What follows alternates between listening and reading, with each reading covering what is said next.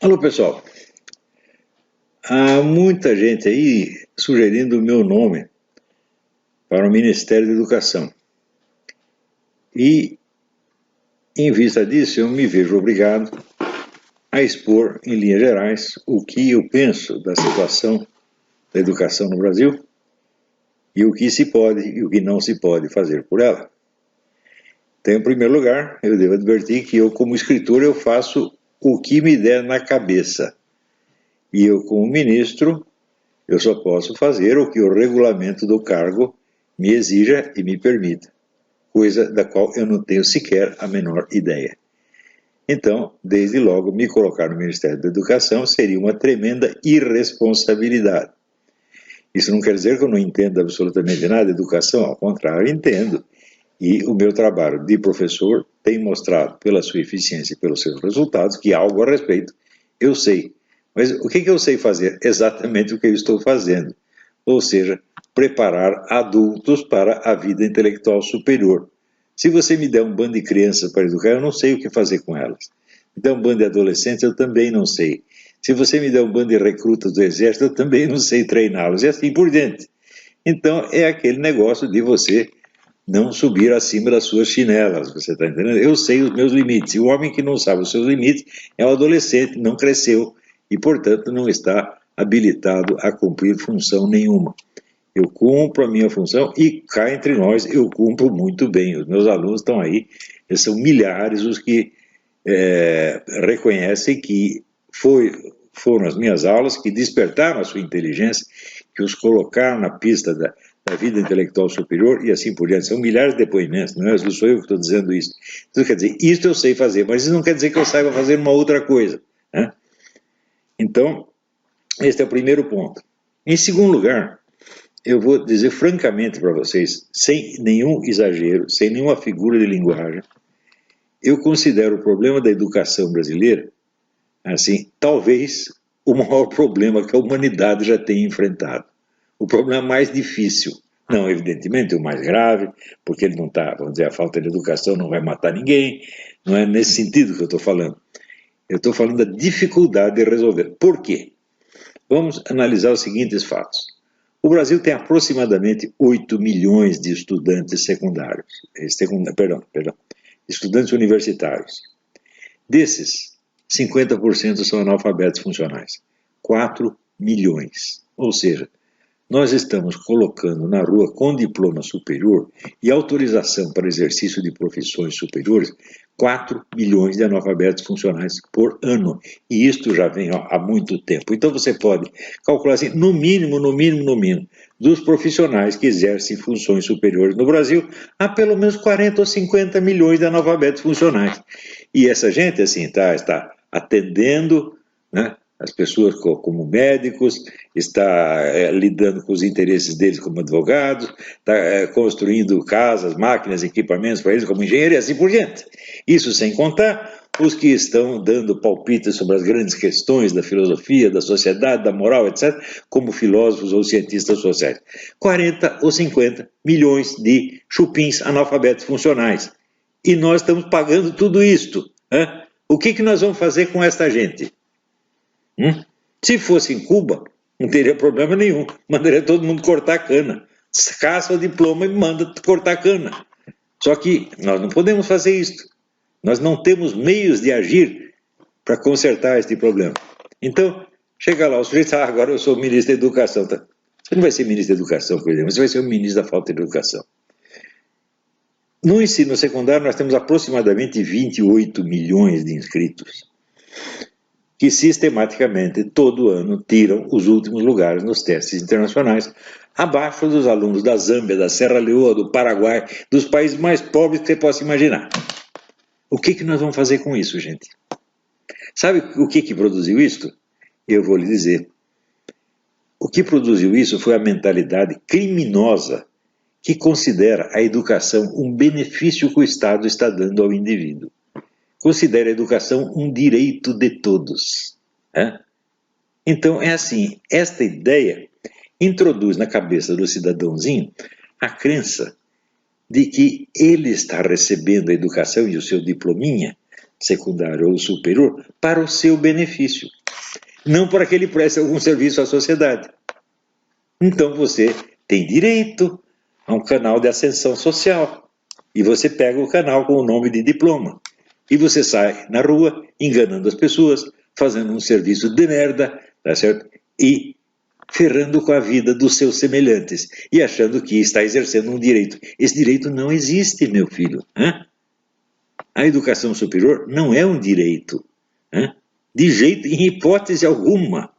A educação superior é um benefício que algumas pessoas recebem em função do trabalho superior e superiormente difícil que elas prestarão à sociedade, prestarão aos seus semelhantes. Ora, quem é que durante o exercício desse seu maravilhoso direito de acesso à educação superior está pensando nos seus semelhantes, está pensando no seu direito? E esse direito tem que ser dado para todos. Eu não, meu filho, esse direito tem que ser conquistado pela prova de que você vai se dedicar seriamente àquela profissão. Mas, meu Deus, se você não estuda, nem se dedica seriamente ao próprio estudo, como é que vai se dedicar seriamente à profissão cujo diploma você vai receber? Isso é impossível. Isso significa, desses 8 milhões, né, de sujeitos que estão cursando universitário, todos estão lá apenas para conquistar um meio de ascensão social. Eles não perguntam assim, mas eu vou exercer algum trabalho útil? O que eu vou fazer pela sociedade humana? Qual é a minha utilidade? Eles vão me pagar para quê? Ninguém pergunta isso. Então, essa história de que a educação é o direito de todos, isso é uma coisa de demagogos, criminosos. Os caras que inventaram essa ideia deveriam estar na cadeia. Tá certo? Porque a educação não é seu direito, meu filho. A educação é um privilégio que você recebe em função de um serviço que você vai prestar para toda a nação, para todo o povo, para todos os seus semelhantes. O cara que pensa na educação como uma coisa para a sua ascensão social, como um direito dele, é um egoísta. Esse sistema está educando as pessoas para serem psicopatas, para serem criaturas antissociais, que só pensam em si mesmos, que vão para a universidade, sabe por quê? Porque lá está cheio de garota, cheio de mulher, lá tem sexo livre, lá tem maconha à vontade, você pode dizer o que quiser, você pode gritar, você pode bravejar, você pode bater no professor, você pode queimar a sala de aula, você pode fazer tudo. Eles vão lá para isto. E o que cria isto é a mentalidade de que a educação é um direito. Ora, como a educação pode ser um direito? Presta atenção. Se todos os educadores do mundo tem o consenso de que o sujeito ativo da educação é o estudante e não o professor.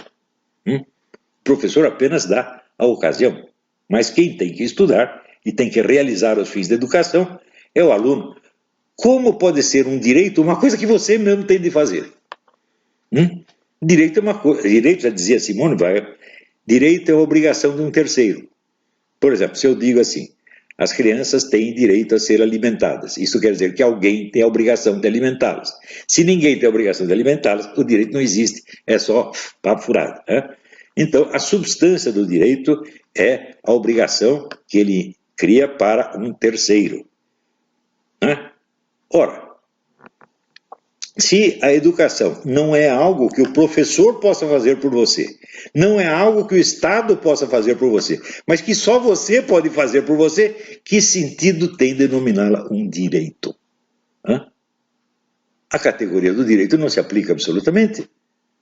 Você pode dizer que o Estado tem a obrigação de tentar educar você, de dar algum instrumento para você, mas não de dar educação.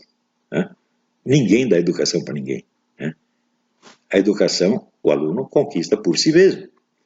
Aqui nos Estados Unidos, o educador de maior sucesso chama-se John Taylor Gatto, G-A-T-T-O. E ele descobriu o óbvio dos óbvios. As pessoas só aprendem o que querem. Portanto, o que ele ensina? Ele diz, eu ensino o que o aluno quer aprender. O resto eu não ensino. Então, se o aluno só pensa em basquetebol, muito bem, eu só vou ensinar basquetebol para ele. Só que o basquetebol passa a ser, vamos dizer, a raiz de onde surgem todos os ensinamentos necessários para a compreensão e a prática do basquetebol. Inclusive noções de fisiologia, de medicina, de física, etc. Tudo com base no beisebol. Se o aluno estiver interessado em luta de boxe, então vai ser a luta de boxe. Não importa o quão pequena seja a área de interesse dele. Qualquer área de interesse é o centro tá certo? De onde a educação irradia para todas as outras áreas. Então você pode pegar qualquer ponto de partida serve. Agora, se você já vem com um programa pronto, olha meu filho, aqui você vai ter que aprender português, matemática, história geral, ciências, mais isso, mais aquilo, mais aquilo, mais aquilo, mais aquilo, você não vai aprender nada. Né? Eu afirmo para você, eu desisti do ensino formal muito cedo na minha vida, porque eu percebi exatamente isso. Eu falo, olha, eu venho aqui na escola para aprender só duas coisas, latim e biologia. Eram os únicos cujos professores, as únicas matérias cujos professores despertavam o meu interesse. Essas duas coisas eu aprendi. O resto, eu não sei o que os professores estavam falando. Nós tínhamos um professor de história, que era um homem eruditíssimo, só que ele já estava cego. Então, ele não dava aula, ele fazia discursos. Né? Até hoje eu não sei sobre o que ele estava falando. Ele não sabia, inclusive, onde estava a classe, às vezes ele começava o discurso, daqui a pouco ele estava voltado para a parede. Né? Como é que você pode aprender alguma coisa nesta base? Realmente não pode. Né? Havia os professores, havia uma diretora que foi pega dando para um aluno na sala da diretoria, e outro que foi pego vendendo diploma. Então, diante dessas coisas, eu falei, mas esse lugar aqui não é sério, esse lugar aqui é perigoso. Eles estão aqui para tomar o meu tempo, tomar as minhas energias. Eu fiz as contas. Se eu, em vez de vir para cá todos os dias, levo uma hora para chegar aqui, outra hora para voltar, tenho que carregar essa mala pesada, e tem mais isso, e mais aquilo outro, estou gastando um tempo desgraçado. Se eu ficar em casa e estudar 2 horas por dia, eu ganho muito mais do que isso. E a minha vida é a prova disso.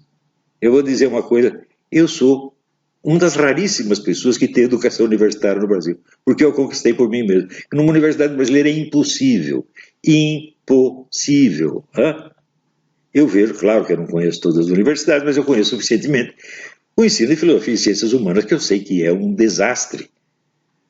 Um exemplo do desastre é, por exemplo, o uso que se faz, que nas universidades, que os professores, como por exemplo esse seu Renato Janina Ribeiro e outros, fazem da palavra fascismo.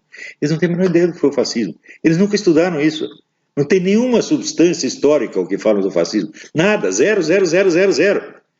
Né? Eles partem de uma ideia que foi criada, vamos dizer, mais ou menos por Antônio Gramsci e outros marxistas, de que, como só o marxismo tem uma teoria racional da sociedade e da história, quem quer que se oponha àquilo está no irracional. Partindo do princípio de que o fascismo é racional, então o fascismo não é sequer uma ideologia, não é uma filosofia, não é nada. O fascismo é apenas violência, gente gritando, etc, etc.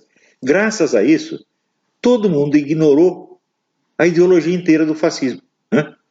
Ninguém estudou, só começaram a partir dos anos 50, graças a um sujeito chamado James Gregor aqui nos Estados Unidos e a um historiador italiano chamado Emilio Gentili. Eles falaram, vamos parar de chutar coisas, vamos estudar, vamos ver o que os caras realmente pensavam. Né? Daí você descobre isso que eu anotei num post ontem, né? Aquele problema, assim, de enigma terrível. Né? O fascismo e o socialismo são tão parecidos nos seus métodos de governo, mas tão parecidos, que chega a ser um enigma, você pergunta por que eles se odiaram tanto. Né? E daí só tem uma explicação. Ambos eram regimes ditatoriais, violentos, cruéis, assassinos, tá certo? E sobretudo ladrões, tiravam tudo que o povo tem, o reduz à fome, né? Mata, tortura, prende, etc, etc. Ambos faziam a mesma coisa, né? Censura para tudo quanto é lado, polícia política invadindo a sua vida. Era a mesmíssima coisa, só havia uma diferença. O comunismo se dizia herdeiro da tradição iluminista e, portanto, ele fazia tudo isso em nome da democracia, da liberdade, dos direitos humanos, de um futuro igualitário, papapá. E o fascista assumia que ele não gostava de liberdade, não gostava de direitos humanos, não gostava de democracia, e que o negócio era ditadura mesmo, e que o negócio era bater em todo mundo. Então eu comparo, de um lado você tem um hipócrita maquiavélico, do outro lado você tem um sincerista obsceno. Essa é a diferença fundamental entre comunismo e fascismo. E por isso os comunistas odiavam os fascistas, porque bastava aparecer um fascista no pedaço, que toda a hipocrisia do comunismo se revelava. Olha, esse cara aí está confessando não só os crimes dele, mas está confessando os seus também, que você esconde. Então, claro, tem que esconder o fascismo, tem que varrer o fascismo para baixo do tapete. Tá certo? E vieram fazendo isso até hoje, e nas universidades brasileiras, qualquer coisa que o comunista não gosta, ele chama de fascista. Ora, eu estudei o fascismo, eu já estou pensando até escrever um livro assim, que caralho é o fascismo? Né? Porque a ignorância a respeito é tanta, e é a ignorância universitária, gente. É a ignorância de caras que posam como professores. E que, junto, como não tem cultura suficiente, não tem cultura universitária mesmo, é tudo falso. Né? Eles também não são capazes de analisar a realidade quando ela está na cara deles. Por exemplo, nós sabemos que no Brasil, há 30 anos, o pessoal da esquerda censura, discrimina, boicota, destrói carreiras universitárias, tapa a boca das pessoas, estão fazendo isso há 40 anos. Né? Daí aparece uma menina, que é a Ana Carolina Companheira, e diz, olha, vamos lá e vamos fotografar o que está acontecendo. Imediatamente aparece o Renato Janina Ribeiro dizendo, não, isso é uma onda de violência fascista dentro da universidade. O quê? Ela não fez nada, ela só disse que sugeriu que fizessem.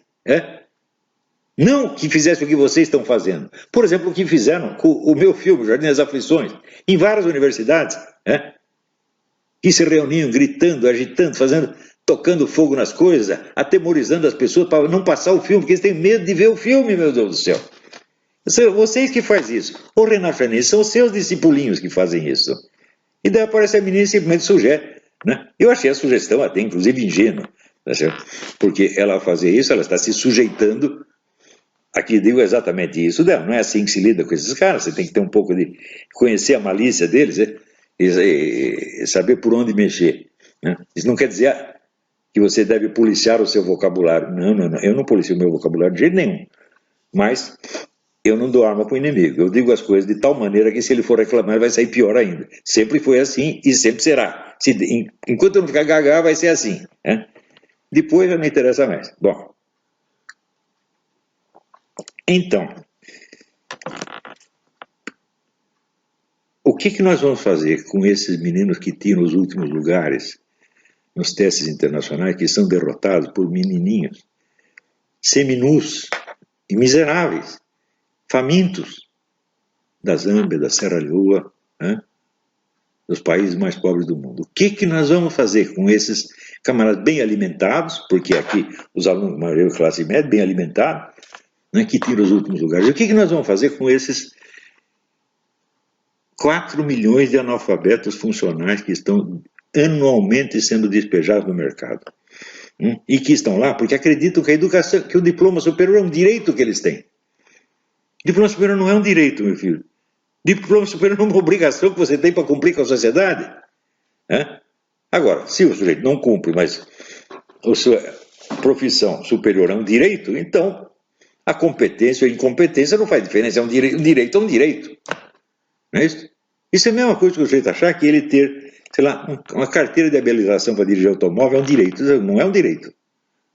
É uma obrigação que você contrai. Você vai lá, faz o exame, então agora você tem a obrigação de cumprir as leis e dirigir direito. Antes você não tinha essa obrigação. Agora que você tem a carteira, você tem. Diploma é a mesma coisa, meu filho. Por exemplo, eu não sou obrigado a curar ninguém. Chega o sujeito aqui, o doutor, eu estou com hemorroida, eu falo, vai no médico, não é comigo o negócio. Se eu tenho um diploma de medicina, eu contraria um direito? Não!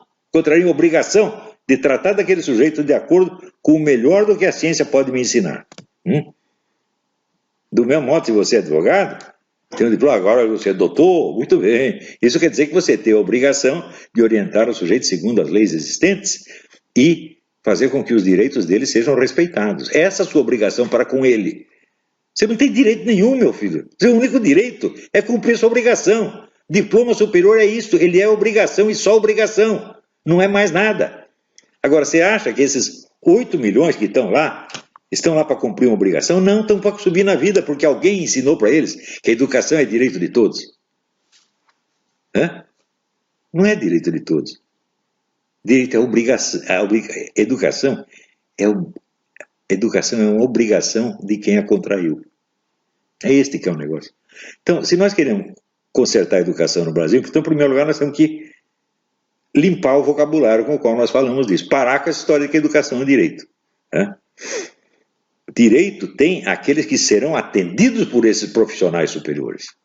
Você tem o direito de ser bem tratado pelo médico, de ser bem orientado pelo advogado, de ser bem educado pelo professor de filosofia, de achar como eu ensino filosofia. Não vocês, gente da USP, vocês são todos vigaristas. Todos, sem exceção. Não tem um que preste. Porque quando tem um que preste, geralmente é um sujeito que veio do exterior, ou que está totalmente deslocado no meio, que é mal visto. Por quê? Porque não repete os slogans e os chavões que constituem toda a sua filosofia. Quando o Paulo Arantes escreveu aquele livro reconhecendo que em 70 anos a USP não havia produzido um único filósofo, imediatamente o departamento de filosofia da USP tinha que ser fechado. Porque é tal negócio, aqui tem uma escola de equitação, só que nunca um sujeito ali conseguiu ficar em cima do cavalo por mais de um minuto. O que você faz? Fecha essa porcaria. Então a faculdade de filosofia da USP é uma porcaria. E ainda vem essa história, não, nós não produzimos filósofos, produzimos grandes historiadores da filosofia. O quê? Você não produziu nenhum historiador da filosofia. Nenhum que preste. Porque o único livro bom de história da filosofia que eu vi no Brasil foi a do Castro Neri, História da Filosofia Antiga, que foi publicado em 1936, 37. Nunca mais vi nada que prestasse. Ora, eu mesmo dei um cursinho que em versão resumida foi depois publicado como CD e transcrição. Transcrição não gostei muito, está mal feita, mas que é a História Essencial da Filosofia. Que depois de aparecer seu Paulo Giraldelli, é o inventor do parto anal. Basta isso, ele diz que antigamente os homens não conheciam o coito vaginal, só o coito anal, e que o coito vaginal foi a descoberta tardia. Então vocês imaginam por onde nasciam as crianças, por onde se geravam e nasciam as crianças até então. O sujeito que diz isso, evidente, tem que estar internado no hospício, mas ele, vendo o título do meu curso, criou um curso dele com o mesmo título. É isso. E esse cara é professor universitário. Bom, mas eu vi uma cena dos alunos dele quase batendo nele. Então entende-se o ensino que ele dá. Então, mas no Brasil, um país onde o Paulo Giraldelli é aceito como professor de filosofia, o país está acabado.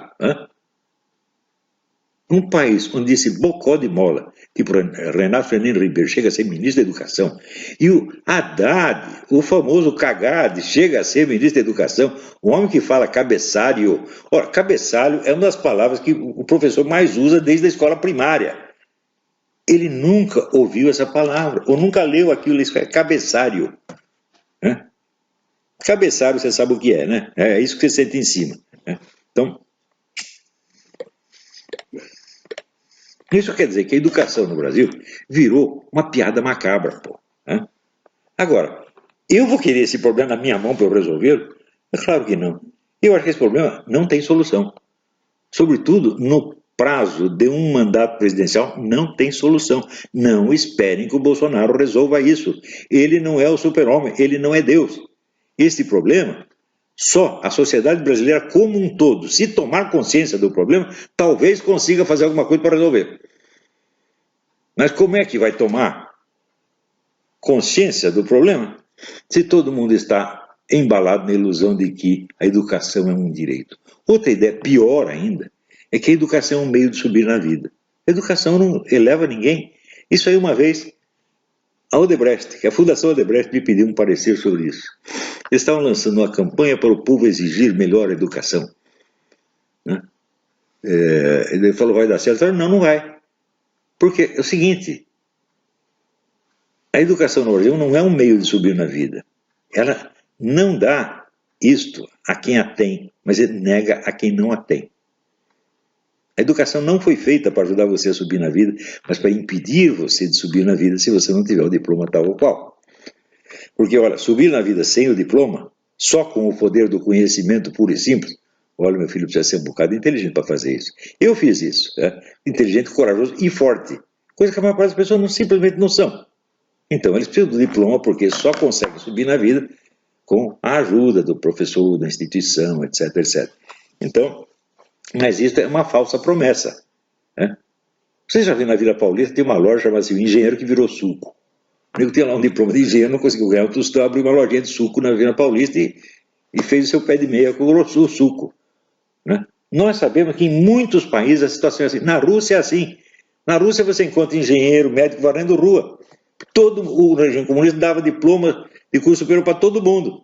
Só que não é emprego para todo mundo. Né? Então, esta coisa da educação como direito é uma mentira. Isso tem que acabar. A educação não é um direito que você tem. A educação é uma obrigação que você contrai para com toda a sociedade. Basta colocar esta ideia na cabeça e você já começa a ver as coisas com mais realismo. Agora, o nosso problema não é como nós vamos educar mais brasileiros. Né? O problema é o que nós vamos fazer com os analfabetos funcionais que já estão na rua. Você sabe quantos analfabetos funcionais tem no parlamento? Né? Pelo menos 50%. Né? Uns 300 neguinhos lá. Né?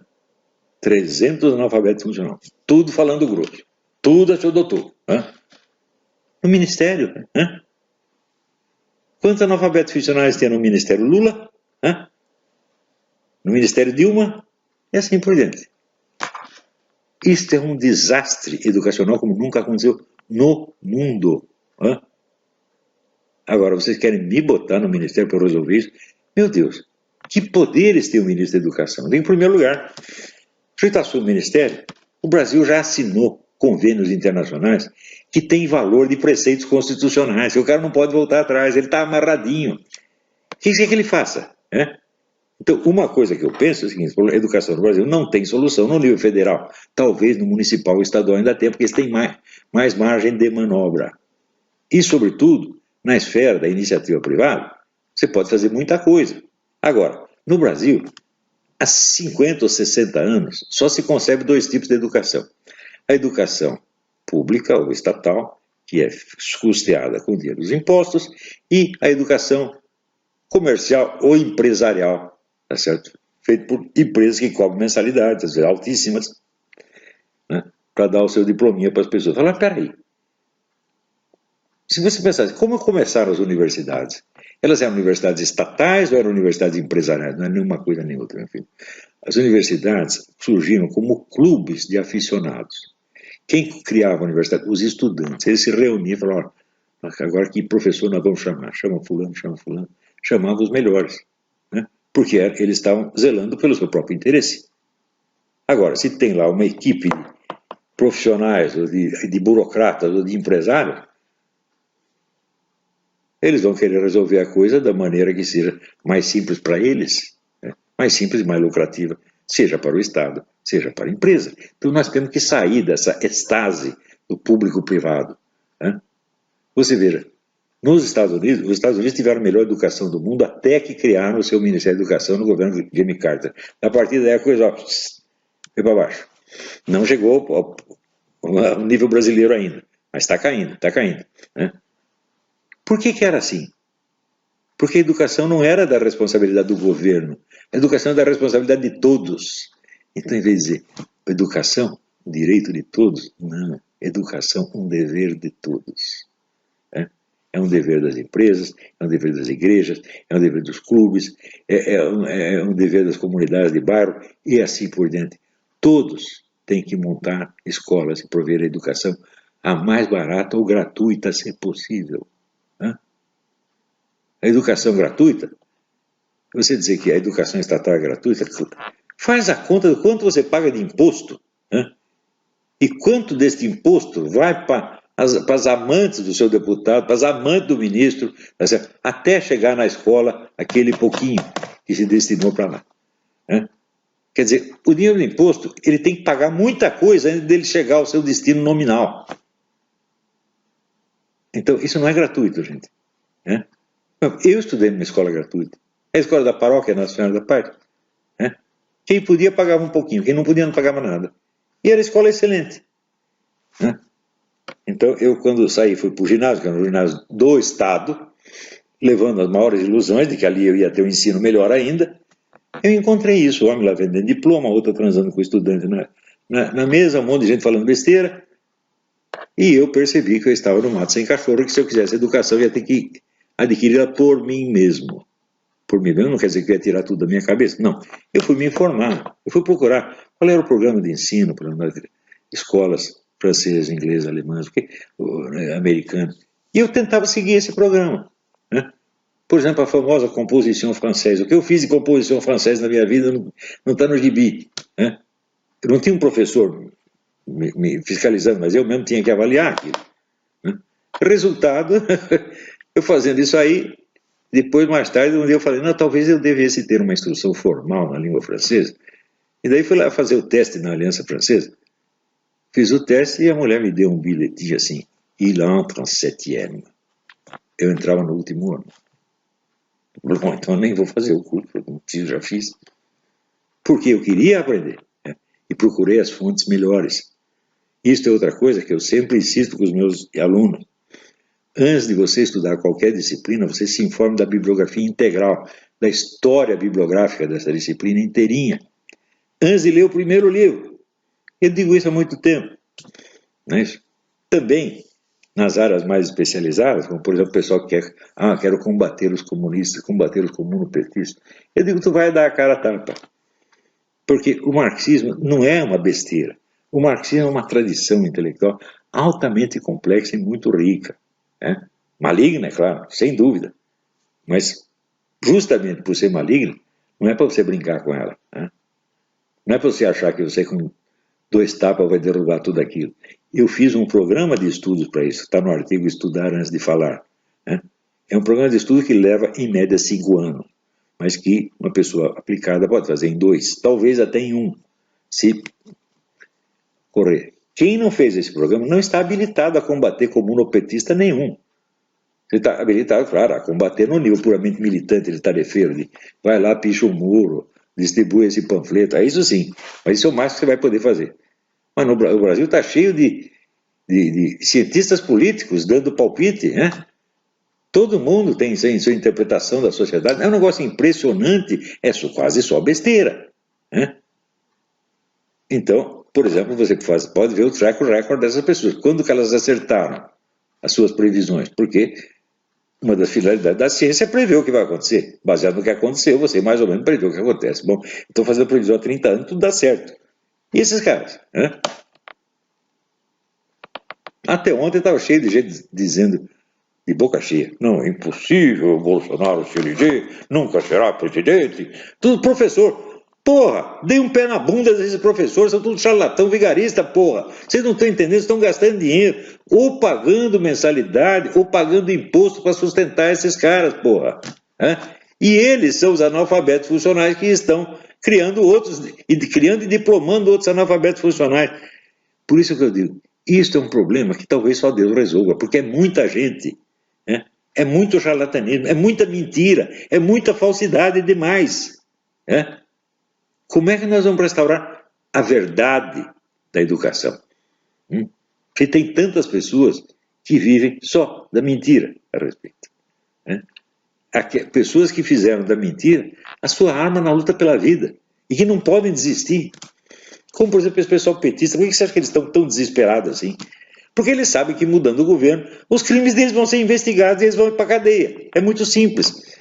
Quem matou o Celso Daniel? Quem matou as testemunhas do Celso Daniel? Quem matou o legista da investigação do Celso Daniel? Quem matou essa gente na pensão que estava o Adélio? Quem armou a mão do Adélio? Quem deu dinheiro para o Adélio fazer isso? Como é que apareceu um advogado caríssimo? Amigo do Haddad, no dia seguinte está lá defendendo o cara. Tudo isso vai ser investigado. Sem contar os crimes que eles fizeram, falando no BNDES, de tirar mais de R$1 bilhão do Brasil. Para dar para esses criminosos que governam Cuba, Angola, Venezuela. Ou seja, tiraram do povo brasileiro, que está passando necessidade, para dar para governos que estão levando à míngua os seus cidadãos e, quando eles protestam, os matam. Quer dizer, o número de crimes dessa gente é imensurável. E tudo isso vai ser investigado. Então, assim, não é que eles não querem sair do poder, eles não podem. Porque eles sabem que se sair, então sai dali e vai para a cadeia. Então, no setor da educação, a mesmíssima coisa. Por exemplo, a indústria do livro didático no Brasil. Gente, isso é uma vergonha. É uma vergonha. Né? Daí aparece, a editora Abril tem um projeto de educação. Quem ferrou com a educação no Brasil foi a editora Abril. com as revistas Escola, Nova Escola e Sala de Aula, que vendia só essas ideias desses educadores comunistas, manipuladores, tipo Celestão Freinet, Emília Ferreiro e outros. Eu sei por quê, eu trabalhei lá um tempinho. A redação só tinha comunista, o único que não era eu. E por isso mesmo era considerado um tipo exótico, excêntrico. Não que me tratassem mal, naquele tempo ainda não estava radicalizado assim, até as menininhas comunistas eram muito simpáticas. Mas só escreviam besteira. Então, agora vem aí a editora Abril. Ora, meu Deus do céu. Esses tívidas são todos pseudo-intelectuais, vocês não perceberam ainda, não? Metido pra caramba. Só que no Brasil o sujeito ganha um dinheiro, era do dinheiro do pai, ele acha que ele é um gênio, ele acha que ele é Albert Einstein. Né? Tem esse gente tipo os Tivita, o Frias, os Marinhos, são todos assim. E a opinião pública brasileira está na mão desses caras. Então, eles são efeito da educação brasileira. Todos esses. Como é que nós vamos resolver isso, gente? Então, me oferece o Ministério da Educação. Fala, eu prefiro que você xingue a minha mãe. Entendeu? Se é para ofender, já xinga logo a minha mãe. Não me chama de ministro, pelo amor de Deus, tá bom? Até lá, obrigado.